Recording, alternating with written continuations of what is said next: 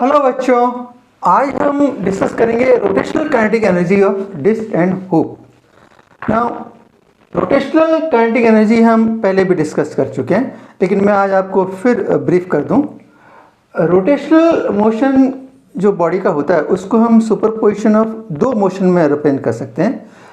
One is rotational motion of the body around axis which is passing through its centre of mass, और second translational motion of the centre of mass of a body. Now अगर तो perfect rolling में है तो हम देखेंगे कि जो रोटेशनल मोशन में all points on the body will have the same angular velocity around that axis, और all points on the body will have the same linear velocity in case of a translational motion. Now ये मैंने आपको यहाँ लिखा kinetic energy of a system of particle with reference to a reference frame. So generally हम earth को reference frame मानते हैं, और रोलिंग बॉडी अगर अर्थ के ऊपर है तो हम कहते हैं कि उसकी पोटेंशियल एनर्जी जीरो। लेकिन अगर रोलिंग बॉडी और अर्थ के बीच में अगर कोई डिस्प्लेसमेंट हो तो there will be potential energy. जैसे फॉर एग्जांपल मान लीजिए अगर इंक्लाइंड सरफेस पे बॉडी है, so there will be height, so there will be a potential energy. Now rolling motion को हम दो भागों में डिवाइड कर सकते हैं। One is the perfect rolling and another is the imperfect rolling. Perfect rolling में क्या होता है कि जो पॉइंट ऑफ कांटेक्ट है बॉडी का विद द सरफेस, उसकी जो वेलोसिटी, रिलेटिव वेलोसिटी और the instantaneous velocity with reference to the surface will be zero. So point will be at rest with respect to the surface. That means क्योंकि immediately देखिए जैसे ये perfect rolling में जैसे ही point छोड़ता है दूसरा पॉइंट आ जाता है, so that means the displacement D R is zero. Okay, so जो स्टैटिक फ्रिक्शन लग रही है यहाँ पे वो it will be doing no work. Okay, so the जो स्टैटिक फ्रिक्शन है उसकी value will be somewhere between 0 to mu s n, where mu s is the coefficient of the static friction. Okay, so this is called the perfect rolling motion. So जैसे मैंने यहाँ language में लिखा है, the perfect rolling motion, instantaneous speed of a point of contact is 0 and the work done against the friction will be 0 as object is at rest with respect to the surface. Force of friction will be static and the value of friction lies between 0 to mu s n. Now ऐसे cases में I can apply law of conservation of a mechanical energy. वो क्या law क्या कहता है कि mechanical energy before should be equal to mechanical energy afterwards. That means sum of the translational kinetic energy plus rotational kinetic energy plus potential energy initially should be equal to the sum of the translational kinetic energy plus sum of the rotational kinetic energy plus sum of the potential energy afterwards. So this was about the perfect rolling motion. लेकिन अगर मान लिए इस point of contact की velocity with reference to the surface zero नहीं हो, that means this point is having some velocity with reference to the surface, तो ऐसे मोशन को हम बोलते हैं इम्परफेक्ट रोलिंग।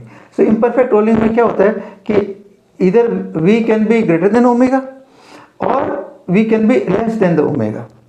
तो जैसे फॉर एग्जांपल के तौर पे मान लिया जब बिलियर्ड आपने देखा होगा, बिलियर्ड खेलते हैं तो क्यू से जब हिट करते हैं तो अगर बॉल के क्रिटिकल पॉइंट से ऊपर अगर हम हिट कर देंगे तो आप देखेंगे कि उसकी एंगुलर वेलोसिटी ज़्यादा हो जाती है और ट्रांसलेशन वेलोसिटी कम रहती है, तो बॉल वहीं पे स्लिप करना शुरू हो जाती है। जैसे मैंने ये यहाँ पे एग्जाम्पल दिया है।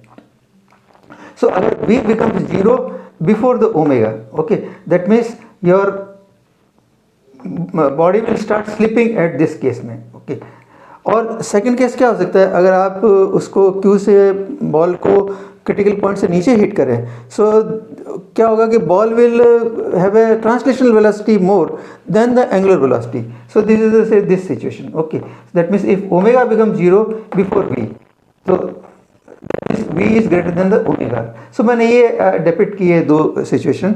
सो इसका मतलब क्या हुआ कि because there is a velocity of the contact point का, so there will be a friction and this will be the kinetic friction।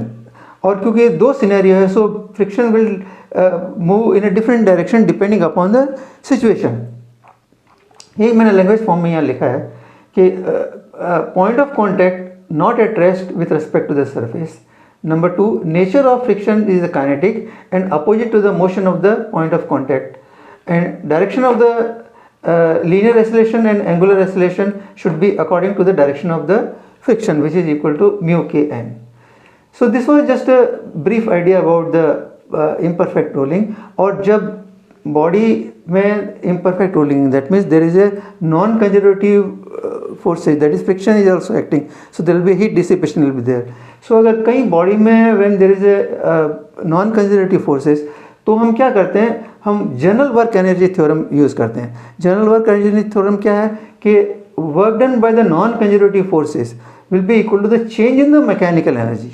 So that means in this case it will change in the it will be sum of the change in the kinetic energy translational plus kinetic energy rotational plus potential energy will be equal to the work done by the friction और the non conservative forces. So this was the brief introduction to the rolling motion. Now अब मुझे hoop और disc के बीच में निकालना है कि what is the difference of the energy when they roll on the inclined surface. तो जैसे पहले मैं एक्सप्लेन करता हूँ आपको डिफरेंस क्या है हुप और डिस्क में. सो hoop is a rotating body जिसमें सेंटर बीच में कोई मास नहीं हो. So is boundary is only that of a ring. So it is something like this.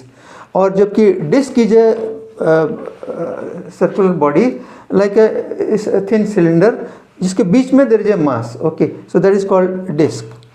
तो मैं सबसे पहले डिस्क का एनर्जी निकालने की कोशिश करता हूँ. सो मान लीजिए डिस्क सरफेस पे which is at the height h. So disc is having a potential energy. और जब मैं इसको थोड़ा सा पुश करता हूँ तो disc start rolling down the inclined surface. और जब रोल करती है तो there is a kinetic energy. Two types of kinetic energy we have seen. From where this kinetic energy comes, ये आती है because of the loss in the potential energy. Okay, so that means there will be translational kinetic energy and there will be rotational kinetic energy. So इसका मतलब इसके ऊपर मैं ये law of conservation of mechanical energy लगा सकता हूँ. That means I have to select the 2 point जिनके बीच में मुझे लॉ लगाना है. So the first point is this initially and second point is at the bottom. तो मैं देखता हूँ कि ये फर्स्ट पॉइंट पे there is a no kinetic energy, there is only a potential energy. Or at the bottom there is no potential energy, there is only a kinetic energy. So I can say in general terms कि the loss in potential energy will be the gain in the kinetic energy, and that is what I have written here. According to the conservation of a mechanical energy, loss in the potential energy is equal to gain in the translational kinetic energy plus rotational kinetic energy. So that means in the equation form I have written, I know the mgh is the potential energy, so mgh is equal to kinetic energy translation plus kinetic energy rotational. So अब मेरे को इनकी values यहाँ रखनी है. So I know translational kinetic energy is 1/2 mv square जो अभी हमने यहाँ देखा. और rotational kinetic energy also we know the formula which is equal to 1/2 I omega square. I is the moment of inertia. और मुझे पता है डिस्क का मैंने moment of inertia यहाँ लिखा हुआ है which is equal to 1/2 mr square.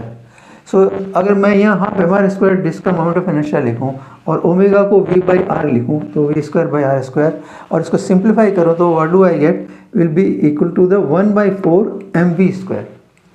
That means अगर मैं कंपेयर करता हूँ तो देखता हूँ कि जो रोटेशनल काइनेटिक एनर्जी है which is the half of the translational kinetic energy, this is what I have written here. Rotational kinetic energy is equal to half of the translational kinetic energy. इसका मतलब क्या हुआ कि अगर यहाँ पे इसकी इनिशियली 60 जूल काइनेटिक एनर्जी है तो 40 joule will be towards the translational kinetic energy and 20 joules will be towards the rotational kinetic energy. और अगर मुझे यहाँ पे इसकी वेलोसिटी निकालनी है डिस्क की तो मैं क्या करूँगा कि इन्हीं वैल्यूज़ को इस इक्वेशन में रख दूँगा. So if I do that 1/2 mv square plus 1/4 mv square यहाँ रखता हूँ तो मैं सॉल्व करता हूँ तो वेलोसिटी ऑफ द डिस्क मेरे को मिलती है √4/3 gh. सो देखिए डिस्क की जो velocity at the bottom of the incline is independent of the mass of the disc और the radius of the disc. So this is the one information. Now अगर मुझे हुप के साथ कंपेयर करना है तो मुझे सिमिलर थिंग हुप के साथ भी निकालनी पड़ेगी. नाउ हुप की रोटेशनल काइनेटिक एनर्जी निकालने के लिए मैंने ये डायग्राम बनाया है. मैंने वही सेम हाइट पे कंसिडर किया. दैट मीन्स हुप की वही इनिशियल एनर्जी है 60 जूल जो डिस्क की थी और सेम एंगल ऑफ इंक्लिनेशन है ताकि द इंक्लाइन डिस्टेंस भी दोनों का सेम है. नाउ क्योंकि अगेन ये परफेक्ट रोलिंग है, तो that means I can apply the equation of law of conservation of mechanical energy. That means जब ये रोल डाउन करेगा तो जो इसकी काइनेटिक एनर्जी कहाँ से मिलेगी? By the loss of the potential energy. So that means using the same concept I can write down that according to conservation of mechanical energy, loss in potential energy is equal to gain in translation kinetic energy plus rotational kinetic energy. और मैंने इसको ये यहाँ इधर लिखा है, the same equation I have written here in the mathematical form. So that means अब now मेरे को ये इस kinetic energy translation और kinetic energy rotational के फॉर्मूला लिखना पड़ेगा। सो अगर मैं देखता हूँ same translation kinetic energy hoop के केस में भी वही है 1/2 mv², और अगर मैं रोटेशनल काइनेटिक एनर्जी वर्कआउट करता हूँ तो मैं क्या देखता हूँ? 1/2 I⍵²। Moment of inertia hoop का कितना, ये मैंने यहाँ लिखा हुआ है, moment of inertia is mr²। सो मैं यहाँ mr² रखता हूँ और ओमेगा जगह v/r²। और जब सॉल्व करता हूँ तो मैं देखता हूँ कि उसकी जो रोटेशनल काइनेटिक एनर्जी है इज 1/2 mv²। ना अगर आप यहाँ देखें, कंपेयर करें इसको, तो इसके हूप के केस में ट्रांसलेशनल काइनेटिक एनर्जी और rotational kinetic energy they are same, जबकि इसके केस में ऐसा नहीं था। Okay, now this is what I have written here. Now अगर मेरे को इस पे यहाँ बॉटम पे वेलोसिटी निकालना है तो I will follow the same method. मैं इनकी वैल्यू को इक्वेशन में रख दूंगा, इस इक्वेशन में, और जब मैं इक्वेशन में रखूंगा तो I will get mgh is equal to 1/2 mv² plus 1/2 mv² means it is equal to mv². So that means from this equation I get the velocity of the hoop at the bottom of the inclination is √gh. तो अगर मैं इसकी velocity disc की velocity से compare करता हूँ तो देखिए ये क्या है, डिस्क की velocity √4/3 means almost 1.15 gh. So that means disk की velocity is more than the velocity of hoop. So that is what I have written here. V disk is more than V hoop. और क्योंकि disc की velocity ज़्यादा है तो naturally इसकी जो average velocity है वो भी ज़्यादा होगी हूप के मुकाबले में, because average is nothing but this 0 plus v divide by the 2। और जब इसकी एवरेज वेलोसिटी ज़्यादा है तो definitely it will come first, time taken to come to the bottom will be less in case of a disc then hoop. That is what I have written here, disc will reach bottom of incline before the hoop. So that means हमने इससे velocity निकाल ली, पता कर लिया, compare कर लिया between the two object when they roll down the inclined surface, और हमने टाइम का पता लगा लिया कि विच one will come first. But ये तो था मैंने डिस्क और हूप के बारे में आपको बताया। अगर मान ली MCQ में आपको कोई और शेप का कोई ऑब्जेक्ट हो, मान लो कोई स्फीयर दे दिया या कोई और कोई ऑब्जेक्ट दे दिया, तो आप क्या करेंगे? तो आप definitely they are not going to do this same इतने लेंदी कैलकुलेशन। तो मैं आपको एक तरीका बताता हूँ कि देखिए जब भी कोई ऑब्जेक्ट रोल डाउन करेगा इंक्लाइंड के ऊपर, तो जब वो बॉटम में पहुँचेगा तो अगर मेरे को दो ऑब्जेक्ट के बीच में कंपेयर करना है तो जिस ऑब्जेक्ट की ट्रांसलेशनल एनर्जी ज़्यादा होगी नेचुरली उसकी वेलोसिटी ज़्यादा होगी। That is what we have seen here. और दैट मीन्स अगर मैं पता लगाऊं कि what is the percentage of translation energy as compared to the total energy, और अगर मैं वो वर्कआउट करूं तो वो कंपेयर करके मैं बता सकता हूं कि which object will come first. So अगर मैं उसी बेसिस पे अगर मैं एक जनरल फार्मूला डिराइव करने की कोशिश करूं तो ये देखिए, this is the F is the fraction of the kinetic energy translation. So that means कैसे निकाल सकता हूँ मैं? Kinetic energy translation divide by the total energy which is the sum of the kinetic energy translation plus kinetic energy rotational. So this will give me the fraction of the kinetic energy translation out of the total energy. Okay. So अगर मैं यहाँ general value put करता हूँ, this is 1/2 mv², this also is 1/2 mv² plus this is 1/2 I⍵², और इसमें से मैं 1/2 mv² अगर मैं कॉमन निकाल लूँ और रीअरेंज करूँ तो मैं देखूँ क्या मिलेगा मेरे को, 1/1 plus I divide by mr²। Okay, that means ये इक्वेशन क्या कहती है कि अगर मेरा I डिवाइड बाई mr² ज़्यादा है, दैट मीन्स, और इन अदर वर्ड्स अगर मोमेंट ऑफ इनर्शिया ज़्यादा है जिस ऑब्जेक्ट का, तो मेरे को क्या होगा, F यानी fraction of the translational kinetic energy will be less, and the fraction is less means the velocity also will be the less. And vice versa, अगर ये कम है तो f will be more and velocity also will be more. Or in other words, what I can say, the velocity of the object at the bottom of the incline will depend upon the moment of inertia. That is what I have written here. That means v is inversely proportional to, तो they have got an inverse relation to the moment of inertia. That means मैं सारे object का अगर moment of inertia compare करूँ और quickly देख लूँ कि किसका moment of inertia ज़्यादा है, तो जिसका moment of inertia ज़्यादा है उसकी v will be less and it will take more time to come to the bottom. और देखिए यहाँ भी हमने देख लिया, यहाँ भी देखा हमने इन case of I hoop was mr² और जबकि आई डिस्क वॉज हाफ mr².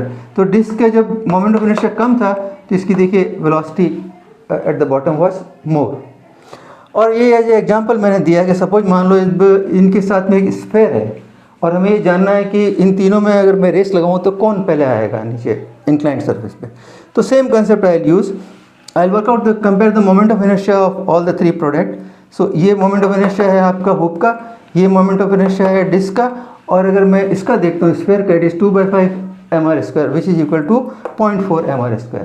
तो अगर मैं देखता हूँ इन तीनों में इसका मोमेंट ऑफ इनर्शिया कम है, so naturally this will come first और इसकी वेलोसिटी ज़्यादा हो गई है. सो अगर मैं इन तीनों की रेस लगाता हूँ तो they reach like this, the first will be the sphere, second will be the disc, the last will be the hoop. Okay, so this is just an आपको गाइडलाइन है. आपके MCQ आए तो you can work out based on this. और कई जगह numerical में आपको ये कंसेप्ट भी यूज़ करना पड़ेगा. हम न्यूमेरिकल करेंगे तो देखेंगे कि we can solve the numerical just by finding out what is the fraction of the translational kinetic energy. Okay, so this was about the velocity at this point and the time taken to reach at this point. Now what about the acceleration? Because acceleration will depend upon the angle of inclination. और अगर मुझे compare करना हो between the two different angle of inclination के ramp के ऊपर compare करना हो एक्सेलरेशन को, तो मेरे पास में क्या इक्वेशन है, कैसे करूँगा. So we'll take up next that and I'll tell you how we can develop a equation for the acceleration in terms of the angle of inclination of the incline. और एक चीज और है, ये देखिए हुप के केस में भी the velocity is not dependent on the mass of the hoop or the radius of the hoop, number one. और देखिए जो हमने इसकी जो kinetic energy रोटेशनल और ट्रांसलेशन में जो रिलेशन निकाला था, based on this, that means अगर इसमें 60 जूल इनिशियली एनर्जी है तो आप देखेंगे कि 30 joule will be used for the translational kinetic energy and 30 joule will be used for the rotational kinetic energy. Now acceleration की इक्वेशन निकालने के लिए मैं सेम फिगर कंसीडर कर रहा हूँ. Only thing is I have considered now v2 is the velocity at the bottom and v1 velocity initially. So v1 is equal to 0 and v2 is the जो हमने already work out की है, I have written here. Now acceleration को in terms of the angle of inclination हम कई तरह से निकाल सकते हैं. तो मैं एटलीस्ट आपको आज 4 तरह से निकालने के शो करूँगा. ऑब्जेक्ट ये है कि इससे आपको थोड़ा सा क्लैरिटी भी हो और कैसे न्यूमेरिकल को मैं इस अप्रोच को यूज़ करते हैं आपको थोड़ा आइडिया हो जाएगा. The first method which I used is using the basic formula. Basic formula हमें पता है acceleration is nothing but it is the change in the velocity by the time interval. So change in the velocity मैंने यहाँ से निकाला v2 minus v1 that is final minus initial divide by time interval, और initially 0 so it is a v2 by delta t. और फिर मैंने assume किया कि acceleration is a constant. So जब कांस्टेंट एक्सेलरेशन होता है तो v average will be v1 plus v2 by 2, और क्योंकि v1 is 0 so it is a v2 by 2. और सिमिलरली v एवरेज हम निकाल सकते हैं by the formula displacement by the time. So displacement in this our case will be the s divide by the time interval delta t. So क्योंकि ये left side is same so I can equate these two things. And जब मैं यहाँ equate करता हूँ तो delta t की value ये आती है, और इसको मैं अगर मैं यहाँ पुट अप कर दूँ तो you see I get the acceleration is equal to v2 square by 2s. But s क्या है मैं इससे निकाल सकता हूँ. Perpendicular upon hypotenuse is nothing but the sine of this angle. So I use from the diagram s is equal to h by sine theta, और जब मैं इसमें वैल्यू रखता हूँ तो what do I get, acceleration is equal to 2/3g sin theta. So this is the one equation in terms of the angle of inclination for the acceleration. Second method, similarly I can use the kinematic equation also. जैसे I can apply this final velocity square equal to initial velocity square plus into acceleration into the delta x. Now v2 मुझे पता है, जो हमने पहले निकाल चुके थे, v1 is 0 और delta x is nothing but the inclined displacement which is s. So if I put that value I get the same value here. So this is the second method. और third method जो मैंने use किया है which is a force and a torque. Okay. So now देखिए, because ये slip नहीं हो रहा है, डिस्क स्लिप नहीं हो रही है, तो कौन प्रिवेंट कर रहा है इसको, डिस्क को स्लिप नहीं होने की? It is the friction. और क्योंकि स्लिप नहीं हो रही है तो हमने कहा था इट इज स्टैटिक फ्रिक्शन. और मैंने जैसे आपको बताया था static friction can have a value anywhere between 0 to μsn. Now friction force कितनी लगेगी, दैट विल डिपेंड जस्ट कि उसको स्लिप नहीं होने दे. ओके, so that means I can apply the Newton second law for the linear motion की जो इक्वेशन में पढ़ी थी, force is equal to mass into acceleration on this object that is the disc. So अगर मैं इसमें इंक्लाइंड सरफेस को X axis मानता हूँ और ये perpendicular to this is Y axis, that larger force minus smaller force should be equal to mass into acceleration. तो इसमें अभी क्या, कौन सी फोर्स एक्ट कर रही है? mg को मैंने दो कंपोनेंट में डिवाइड किया, mg sin theta and mg cos theta. Okay, and then there is this static friction acting here. So if I write these equation, then this is mg sin theta minus fr is equal to mass into acceleration. So this is the equation 1. Now इसमें मेरे को fr I don't know. If I know the fr, तो मैं I can find out the acceleration. लेकिन कि because of this force there will be a torque produced at the center. Okay, because the momentarily that friction is acting, so that friction will produce a torque at the center. And I know that formula for the torque is equal to the force into the lever arm. So इस case में lever arm कितनी होगी? This is the r, that is the radius of the disc. और मुझे ये भी पता है कि in the rotational motion a torque is nothing but it is the I alpha. I is the that is the moment of inertia about the center of mass. Okay, so ये equation मैंने यहाँ लिख दी है. अब देखिए, क्योंकि slipping नहीं हो रहा है, that means it is a pure rotation. So rotation में मुझे पता है linear acceleration and angular acceleration are related by this equation alpha is equal to a by r. ओके, सो इस इक्वेशन के अंदर मैंने अगर ये i की वैल्यू पुटअप कर दी which is equal to 1/2 mr² for the disc, और ये मैंने यहाँ से अल्फा की वैल्यू पुटअप कर दी. सॉल्व करता हूँ तो देखता हूँ कि it is a equal to 2/3 g sin theta which is the same which was here. So this is the third method using the force and the torque concept. And fourth one which I have taken is based on the rotational law. Newton's की जो second law है for the rotational motion, वो अगर मैं use करना चाहूँ, that means now I will concentrate on the point of contact, that is at a particular moment when the point of contact is with this surface. That means उस point पे ये rotate कर रही है. सो उस time में मैं जो न्यूटन की अगर सारी इक्वेशन लगाता हूँ, then I should get the acceleration also. So देखिए ये है आई नो टॉर्क. अब इसके ऊपर यहाँ इस पॉइंट ऑफ कॉन्टैक्ट पे कौन सी फोर्स टॉर्क प्रोड्यूस कर रही है? इट इज़ दिस फोर्स, क्योंकि बाकी तो इसी के थ्रू पास हो रही है. So lever arm is 0, so it is only this force. So mg sin theta into the r is the torque. mg sin theta into the r into sin theta, this is the point of contact पे, this is the torque. Okay, now Newton का जो second law for this rotational motion क्या था? Torque is equal to I into alpha. But this time ध्यान रखिएगा, I is the moment of inertia about this point. Okay, ये मैंने यहाँ लिखा, I is the MOI about the point of contact. Okay, so now अगर मेरे को यहाँ का मोमेंट ऑफ इनर्शिया पता है विच इज़ हाफ mr², तो यहाँ का निकालना है तो मैं अभी पैरेलल एक्सिस थ्योरम यूज़ करूँगा. So by using the parallel axis theorem I will be equal to I centre of mass plus md². So इस केस में the distance is r, so it is 1/2 mr² plus mr² is equal to 3/2 mr². So once I know this, इस equation में मैं alpha is equal to torque by I और दोनों की value रख दूंगा, तो मुझे क्या मिल गया? अल्फा ये मिल गया, दैट इज एंगुलर एक्सेलरेशन. और again because it's a pure rolling motion, so linear acceleration and angular acceleration are related by this formula. So if I use this, then I get the same value of the acceleration जो मुझे यहाँ मिली है. Okay, so there are different methods से मैंने ये acceleration की value in terms of the angle of inclination निकाली. Now हमने तो वैसे पहले ऑलरेडी यहाँ पे हमने वेलोसिटी निकाल ली थी, टाइम निकाल लिया था, तो वहीं से भी हमें एक्सेलरेशन का आइडिया लग सकता था। ये एक्सेलरेशन का इसलिए निकाला कि कई दफ़ा आपको ये एच नहीं देते हैं और कह दिया कि साहब या तो सेम ऑब्जेक्ट रोल कर रहा है डिफरेंट इंक्लिनेशन पे, आप बताइए कि कौन सा पहले पहुंचेगा, और या डिफरेंट ऑब्जेक्ट रोल कर रहे हैं डिफरेंट इंक्लिनेशन पे, तो which one will come first. ऐसे केसेस में आपको इसकी मदद लेनी पड़ेगी, because if you know the acceleration, because अभी क्या है, acceleration is proportional to sine of angle of inclination. तो अगर वो एंगल ऑफ इंक्लिनेशन ज़्यादा होगा तो sine theta will be more, so acceleration will be more. And once I know the various acceleration of the different body, तो मुझे पता है टाइम का, तो time is related with acceleration, inverse relation है, that is time is inversely proportional to the acceleration. So I can compare the timing and tell which object will come first or the last. So this was just an आपको idea था कि how you can attempt the questions. Now we will take up some questions also so that आपको और clarity हो जाए.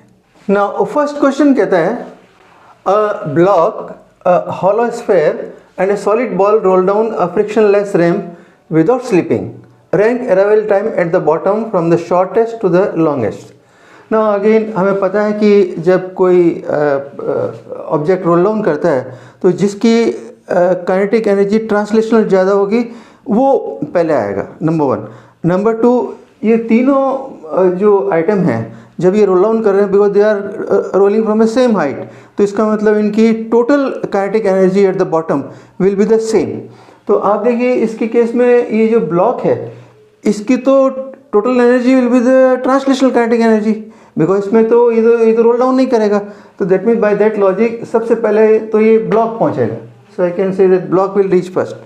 Then next among the hollow sphere and a solid sphere, मेरे को पता है ये fraction of that translational kinetic energy का। सो इसमें मैं देखता हूँ कि अगर ये सॉलिड बॉल के लिए I/mr² क्या है 2/5 और हॉलो के लिए है 2/3, दैट मीन्स सॉलिड का एक कम है, that means F is more. So F is more मतलब the translational kinetic energy is more, so the solid ball will the next and the third will the hollow sphere. So by this logic you can solve the problem. Second question कहता है a billiard ball of mass m and radius r slips on a rough horizontal surface. At some instant it has a translational velocity v0 and a rotational velocity about center v0 by 2r. Find the translational velocity after the ball starts pure rolling. Now that means ये एक billiard ball है और लगता है इसने Q से critical point से नीचे हिट किया है, तो इसमें velocity v0 is more than the governing equation omega r.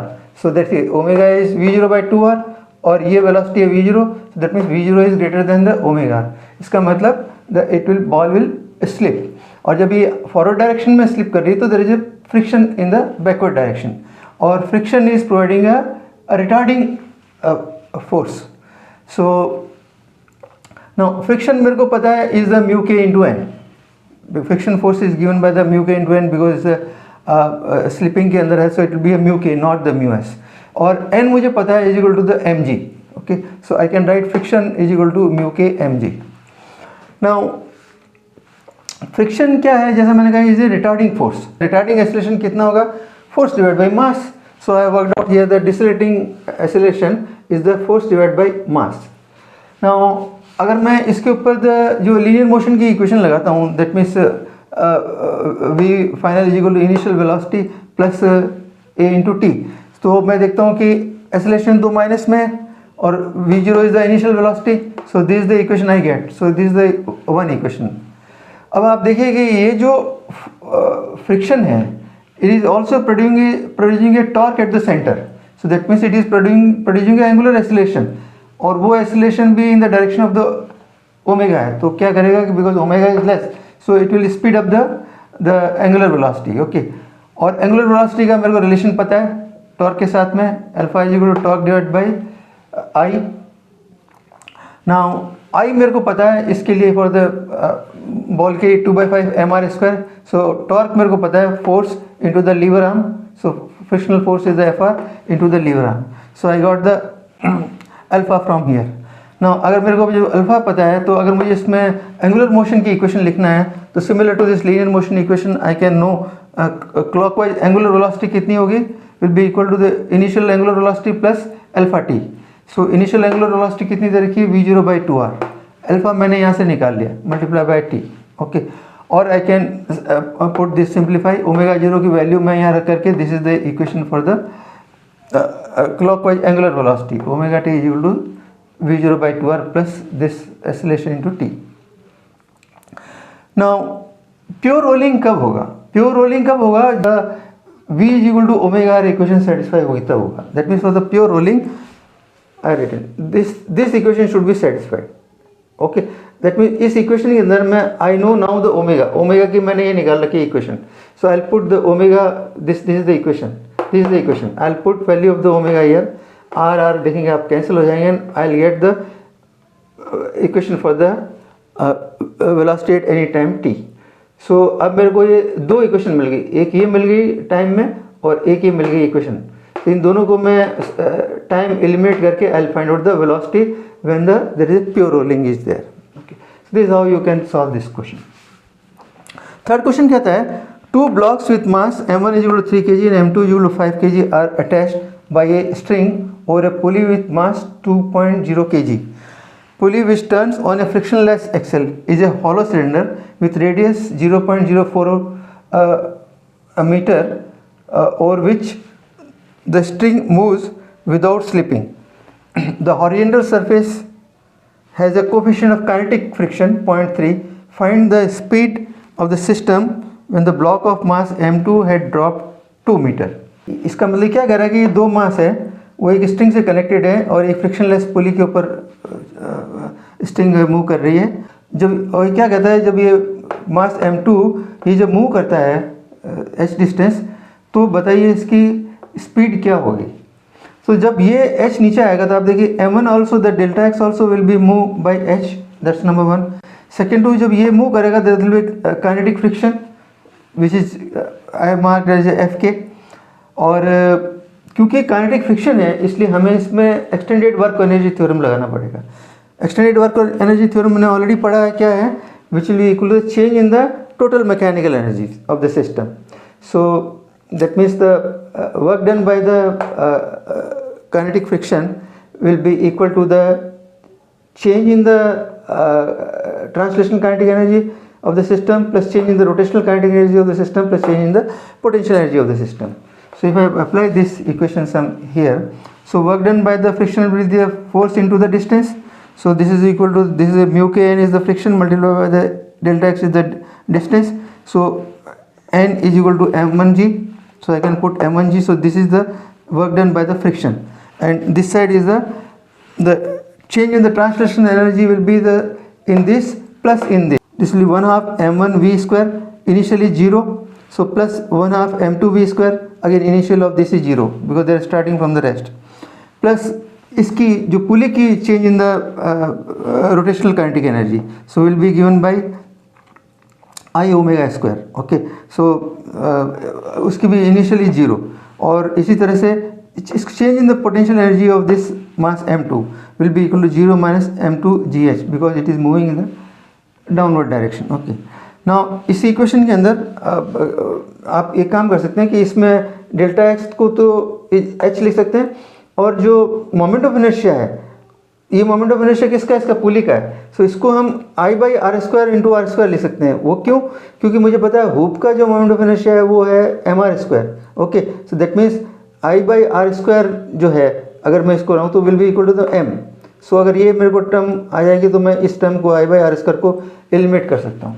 ओके, so I have written here this I by are square की जगह आप m लिख सकते हैं, that is the mass of the pulley, और ओमेगा आर को आप v रख सकते हैं, so v square. When you solve it, you get the speed of the system, that means you will get the v. So this is how you can solve the different types of problem. I close it here only, और my usual advice, आपको जो कुछ भी नई चीज़ लगी है आप उसको नोट डाउन करिए and subscribe my channel. Thank you.